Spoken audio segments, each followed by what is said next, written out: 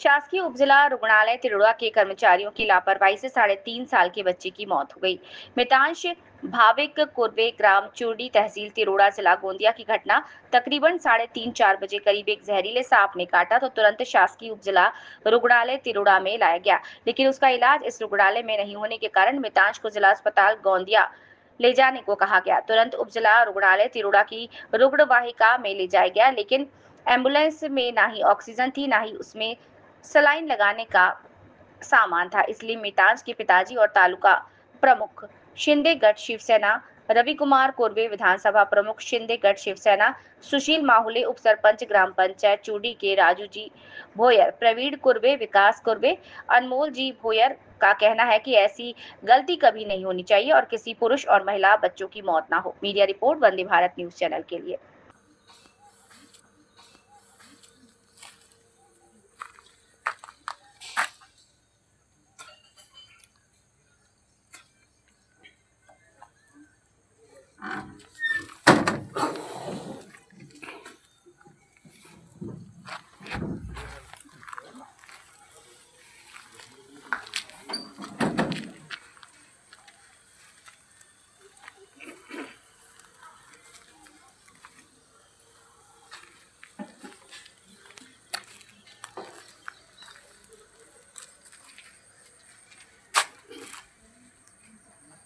भाविक कुर्वे हे 3 वर्षाचा मुलगा होता 3 वर्षाचा मुलगा होता आणि त्यांना सर्पदंश झाल्याने ग्रामीण रुग्णालय तिरोडा इथं आणण्यात आला होता आणि इथे इलाज न झाल्यामुळे गोंदियाला हलवण्यात आला। पण त्या ॲम्ब्युलन्समध्ये ऑक्सिजनची आणि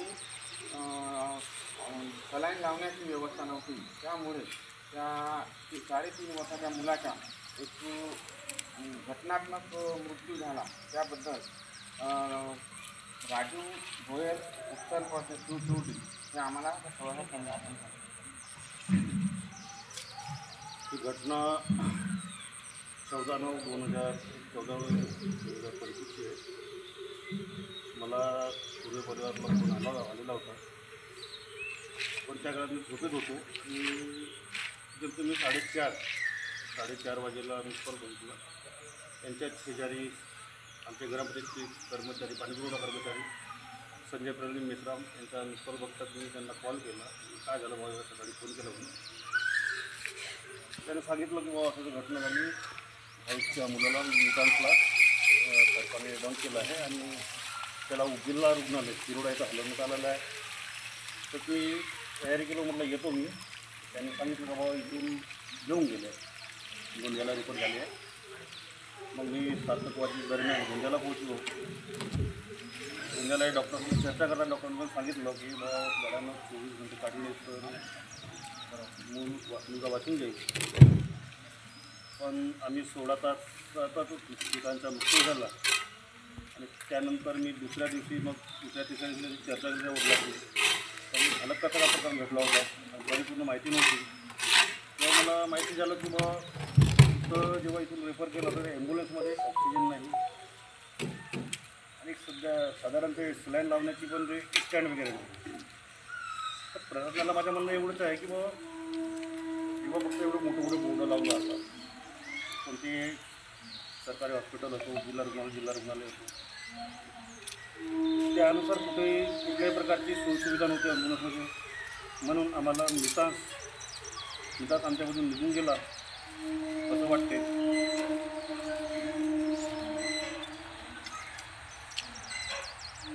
मितांशचे वडील भावेश कुर्वे हे आम्हाला थोडासा आपल्या मुलाचा थोडासा माहिती देतो। आज की गोष्ट आहे, 16 तारखेला 3:45 दरम्यान जेव्हा सरपंच दंश केला, मुलांना सांगितलं की पायाला काहीतरी आणि आग होती। तुरंत आणलं मी हॉस्पिटलमध्ये, 2 मिनिट पण घरी नाही थांबला। माझ्यानंतर माझे भाऊ वगैरे सगळे परिवाराला गावचे लोक आले। इथं आल्यानंतर डॉक्टरांनी एक सलाईन लावला आणि सलाईन लावून त्याचे ब्लड टेस्ट केला. 5 मिनिटात सांगितलं त्यांनी डॉक्टरांनी, आणि ते ब्लडमध्ये आहे नाही, विष आहे नाही, तर हा 7 जरी नाही आहे पण जर ते 5 मिनिटात झोपते पुढे लावते आपण याला रेफर करू. 2 मिनिटांमध्ये त्याने उलटी केला आणि पुढे लावणं चालू केलं. तर परत त्याने ॲम्ब्युलन्स होती मोठी बाई मोठी आली आम्हाला तर सांगितलं मुलं, तर तिथं सलाईन स्टँड होता नाही, ऑक्सिजन सुविधा होती. तर ते सलाईन मी स्वतः हातात धरलं, मोठे भाऊ त्यांनी हातात धरला आणि तसंच नेलं, कारण बाळ माझ्याकडे आपल्या ताईकडे जात सलाईन माझ्या भावाने पकडला आणि गंगागिरीपर्यंत जाता आहे. गंगागिरीपर्यंत पोहोचला तर ते जास्त गेले, त्याला ऑक्सिजन कमी झाली. आज इथं तकलीफ गेली आणि तिथपर्यंत जातले एकदम श्वास नाहीच्या बरोबर. माझ्या म्हणणं तुझं आहे की त्याची ॲम्ब्युलन्स ते न देता दुसरी राहते, ते असते पण तिथे एका ताकदीने नस देते, ऑक्सिजन सुविधा देते, ऑक्सिजन सुविधा देते. तर माझ्या मुलगा माझ्यासोबत असतात ते घटना आहे. शिवसेना प्रमुख शिवसेना तालुका प्रमुख शिंदेगड वैभव कुर्वे हे आम्हाला थोडक्यात काहीतरी घटना घडली त्याच्याबद्दल थोडं माहिती. घटना अशी घडली 14/9/2025 पहाटे, रविवार दिवस होता. पहाटे सुमारास 4 वाजले, 4 ते पावणे 4 वाजले. त्या मुलाला उपजिल्हा रुग्णालय तिरोडा येथे हलवण्यात आले. इथे हलवला, इथे जे उपचार करायचे होते ते डॉक्टर साहेबांनी ते उपचार केले, पण तो उपचार सर्पदंश असल्यामुळे तो उपचार इथे झाला नाही आणि डॉक्टरनी गोंदियाला त्यांना रेफर केलं. गोंदियाला रेफर करताना जे असुविधा घडली, असुविधा अशी होती, पहिल्यांदा तर बाळ लहान होता. बाळ फक्त 3, 3.25, 3.5 वर्षाचा बाळ होता. त्याच्यासाठी जे सुविधा उपजिल्हा रुग्णालयातून पाहिजे होती ते सुविधा नाही मिळाली. ज्या ॲम्ब्युलन्समध्ये बाळाला हलवण्यात आलं गोंदियाला, त्या ॲम्ब्युलन्समध्ये एक तर ऑक्सिजन नव्हता आणि जे सलाईनसुद्धा त्या बाळाला जे लावली होती ते सलाईनही मुलाच्या त्या बाळाच्या वडिलांनी पकडली. हे एकदम दुर्दैवी घटना आहे, शर्मनाक घटना आहे की एवढा मोठा उपजिल्हा रुग्णालय, सगळा शासन प्रशासन बिलकुल व्यवस्थित, आणि त्यानंतर बी एका सर्वसाधारण पेशंटला जर गोंदियाला रेफर करताना अगर त्या ॲम्ब्युलन्समध्ये ऑक्सिजन नाही, सलाईन लावण्याचा स्टँड नाही, एकदम शोकांतिका, एकदम विचाराची गोष्ट आहे, एकदम शर्मनाक घटना आहे. ही शर्मनाक घटना सर्वसाधारण जनतेसोबत हे अशी घडताना, आज जर हे अशी घटना नाही झाली असती किंवा ऑक्सिजनची कमी नसती, वर्तवाल्याचा आहे सगळ्या गोष्टी, मग ऑक्सिजनची जर कमी नसती तर मला जर असं थोडंसं असं वाटतं की गंगाझरीपर्यंत जो मुलगा गेला ॲम्ब्युलन्समध्ये, तेथे तर ते मुलाची तडपच्या कारणाने त्याची सुई पण निघाली गंगाझरीपर्यंत, आणि तेथे त्याचा ऑक्सिजन वाढला आणि तो बस ऑक्सिजन वाढला तर आम्ही त्यांच्या लक्षात हे सगळ्या गोष्टी येऊन गेल्या. श्वास वाढला, श्वास घेवायची तकलीफ एवढी होती त्या मुलाला की भरपूर ऑक्सिजन राहता श्वास घेण्याची एवढी तकलीफ नाही झाली असती ना, आणि त्या गरीब बापासोबत आज तो मुलगा बाजूने उभा राहिला असता. तुमचं म्हणणं असं आहे की ॲम्ब्युलन्समध्ये ह्या सुविधा असल्या असत्या ही घटना घडली नसती. ॲम्ब्युलन्समध्ये जर ह्या सुविधा असल्या असत्या ही घटना घडली नसती, किंवा ह्या असा प्रकरण, असा दुःखाचा डोंगर त्या बापावर आला नसता. हा जो प्रकार घडला, मी पूर्णपणे ह्या गोष्टीला दोष देतो की डॉक्टर साहेबांनी हे काळजी घ्यायला पाहिजे होता की ज्या ॲम्ब्युलन्समध्ये ज्या पेशंटला पाठवला त्या ॲम्ब्युलन्समध्ये ऑक्सिजन आणि एखादी नर्स किंवा असा काहीतरी सुविधा द्यायला पाहिजे. उपजिल्हा रुग्णालय आहे, ह्या उपजिल्हा सरकारी रुग्णालयामध्ये कोण येतात ना, सर्वसाधारण पेशंट येतात. सर्वसाधारण पेशंटसोबत जर तुमचा असा दुर्व्यवहार असेल तर काही अर्थ नाही त्या गोष्टीला. माझं हेच म्हणणं आहे, कोणत्याही पेशंटसोबत, कोणत्याही सर्वसाधारण माणसासोबत अशी घटना घडू नये, कारण की हे शर्मनाक घटना आहे. आज मुलगा एका त्या गरीब बापाच्या बाजूला उभा राहिला असता, हा जर प्रकरण असा घडला नसता. तर बस माझं एवढंच म्हणणं आहे, सतर्क राहावे आणि बस सोयीसुविधा आहेत ह्या जनतेपर्यंत पोहोचावे. शासनाने याच्याकडे लक्ष द्यावे. तर तुमचं नाव?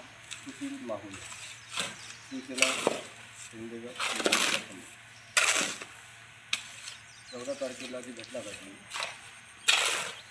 ती घटना एकदम दुःखदायी आहे.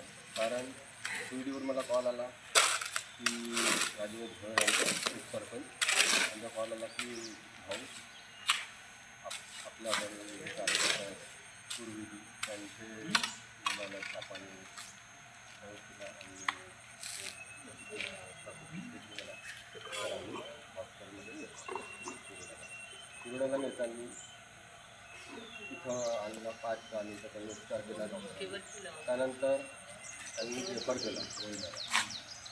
तर मला हे माहिती नव्हतं की त्या सुविधा ॲम्ब्युलन्समध्ये होते.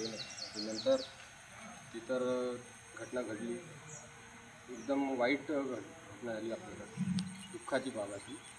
तर 2-3 दिवसाच्या अगोदर मला सांगायला बसलो की भाऊ त्या ॲम्ब्युलन्समध्ये काहीही सुविधा नव्हती. तेव्हाच माझ्या बोलणं झालं की नाही, तुम्ही 2 दिवस आता तयारी करा आणि हॉस्पिटलमध्ये आपण चर्चा करू. चर्चा केल्यानंतर आज आला पण इथं मी बोलून बघतो की आपल्याला शासनाला हाच म्हणायचं, शासन आपल्याला प्रत्येक सुविधा देते. ते गोरगरीब जनतासाठी आणि अन्य लोकांकरिता जितकीही सुविधा भेटतात प्रत्येक सुविधा तुम्ही प्रोव्हाइड का नाही करा. मला हेच म्हणायचं आहे की आज जर ॲम्ब्युलन्समध्ये ऑक्सिजन आणि स्टँड असला असता, स्टँडचा तर विषय तेवढा नाही आहे, पण ऑक्सिजनचा विषय खूप महत्त्वाचा आहे. कारण आपल्याला माहिती आहे की त्या मुलाला विषबाधा झालेली आहे. त्यानंतरही ॲम्ब्युलन्समध्ये ही सुविधा नाही आहे. ही सुविधा नाही आहे तर काही शब्द काय बोलायला. मग गोंदियाला ॲडमिट केलं आणि त्यांनी मग तिथं तो मुलगा नाही राहिला आपल्या मतात. तर मला शासनाला हाच म्हणायचा आहे की तुम्हाला जे वरून सोयीसुविधा येतात आणि पूर्णपणे जितकी तुम्हाला गरज राहते शासन तुम्हाला प्रोव्हाइड करते, ती सुविधा जनतेपर्यंत का बरं नाही,